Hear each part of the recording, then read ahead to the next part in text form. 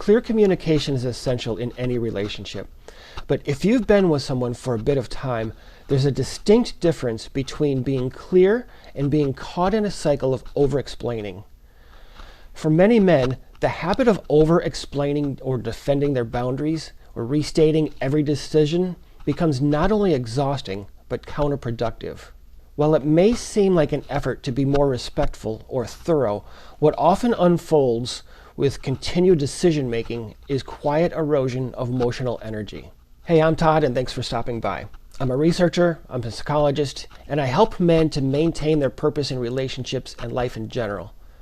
In this short discussion, I wanted to take a moment to talk about something that a lot of men struggle with, and that's over-explaining themselves in relationships, especially in those early development times. Have you ever set a clear boundary only to have her push back multiple times, and suddenly you're justifying things that you feel should be already crystal clear?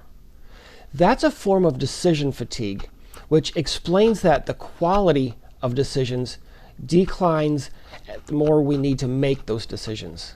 In this case, it's the decision to continue expressing your expectations without having them respected.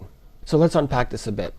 Decision fatigue is a psychological concept that explains what happens when we are forced to make or to defend too many decisions in a short period of time.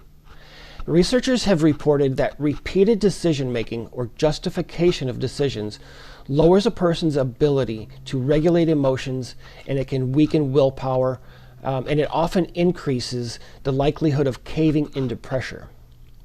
In newer relationships, this shows up, for example, when a man states a clear boundary, but finds himself repeatedly getting pulled back into discussions that he thought were already settled. It usually starts innocently, in those times when women are getting to know your limits. For example, you might communicate something clearly, such as a need for personal space, or maybe it's a boundary around discussing prior sexual experiences. But instead of being acknowledged, your clarity is met with resistance, sometimes in the form of probing questions. Other time it's maybe passive-aggressive remarks, or maybe even just subtle emotional appeal. So you continue to discuss the issue, hoping that a more detailed explanation will help. Maybe you restate your reasoning, maybe you try to add more context, and even try to soften your delivery. When that still doesn't resolve the issue, you try again, and eventually you find yourself questioning a decision that you were once confident about. What's happening in these situations isn't just a communication breakdown. After several instances, these situations have great potential to reduce your leadership and your personal value. See, the more often we explain the same boundary, the more we signal uncertainty, even when we speak with conviction. From her perspective, repeated justification often communicates that your stance is negotiable and it's not rooted in solid principle. And over time, that repeated negotiation wears you down because your energy was drained after explaining the same thing over and over. And research tells us that this cycle has consequences, such that frustration from this decision fatigue leads to impulsivity and reduces self-regulation, meaning that as you continue to explain and defend what should already be clear, the more you're likely to concede, not necessarily out of change in your own values or for appeasement, but quite simply from pure exhaustion. And once that pattern takes hold, it reinforces itself because she learns, consciously or not, that your boundaries shift if she simply continues to challenge them. In many struggling relationships, one partner becomes the emotional educator. That's the one who's always explaining and guiding the conversation, while the other becomes the emotional consumer, without contributing to the solution or heading toward resolution. This is not at all uncommon in newer relationships during that learning phase. But when this imbalance becomes the norm, the relationship loses its sense of mutual respect. Often, the educator becomes drained from over-explaining, while the consumer becomes dependent on external direction rather than developing it internally. The solution is to become more intentional. When you speak with firm clarity and that clarity is not respected, then repeating yourself doesn't create more understanding.